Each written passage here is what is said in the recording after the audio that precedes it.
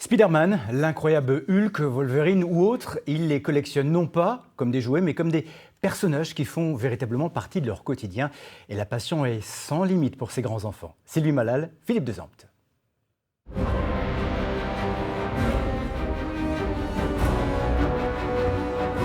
On n'a pas spécialement envie de les contrarier, alors ils ont fini par s'installer. Ici, on leur offre le gîte et le couvert. Les premiers sont arrivés il y a 8 ans, presque par hasard.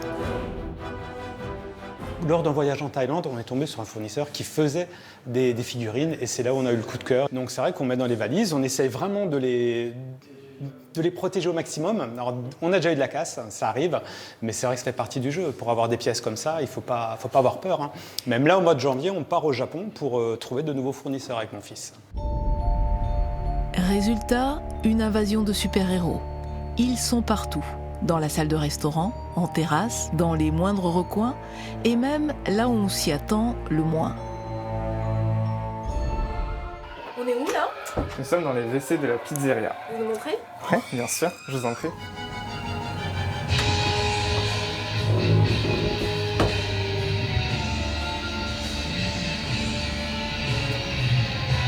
Il y a des enfants qui ont souvent peur et dans ce cas-là, les parents souvent les accompagnent en essayant de leur expliquer les personnages.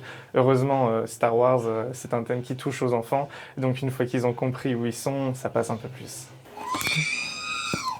Surtout pas de panique. D'ailleurs, on apprend que les super-héros, eux aussi, peuvent avoir de petits bobos. Et voici le sauveur. Donc moi, j'avais quelque chose à te demander. Vu que tu fais les sculptures, est-ce que tu pourrais nous restaurer de nouveau cette pièce? Parce que là, on a eu un petit accident. Il y a quelqu'un qui a touché et donc on a les 2 ailes qui sont tombées. Donc ça, il faudrait pouvoir les refaire. Oui, bien sûr. Bah là, il y a déjà encore l'empreinte, donc il suffit de faire une marque, une empreinte dessus, repartir à faire une sculpture sur les 2 côtés des ailes. C'est quelque chose qui est faisable, hein, sans souci. Ouais, bah écoute, c'est nickel. Merci. À Colmar, le roi du ménage, c'est Johan Haas. Malgré son impressionnante dentition, le crâne d'Alien a une fâcheuse tendance à prendre la poussière. Un cadeau du réalisateur Jean-Pierre Jeunet. Parce que dans cet univers, entre fiction et réalité, les rencontres miraculeuses sont finalement assez fréquentes, comme avec le réalisateur des Blues Brothers. La petite anecdote par rapport à cette photo, c'est que John Landis est venu donc sur le Festival du film fantastique à Strasbourg et il y a eu très peu de photos. Et une des rares photos, et un peu la photo de l'année là, c'est la photo où on est costumé donc en Blues Brothers. Donc là, on a John Landis qui est là, donc, hein, qui nous montre du doigt. Donc là, c'est mon ami Saïd et donc là, c'est moi-même. Des personnages plus vrais que nature, 4 000 € pour ce buste.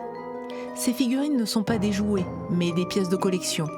Celle-ci s'expose chaque année dans des salons de science-fiction. À Ribeauvillé, elle monte la garde. Le patron a transformé sa pizzeria en musée permanent, alors bien sûr, la déco alimente les conversations. C'est assez impressionnant qu'ils ont comme collection de figurines, parce que ça vaut des sous tout ça, ça vaut beaucoup de sous. C'est hyper original. Pour moi, ça me ramène vraiment en enfance. Mais le délire s'arrête aux portes de la cuisine.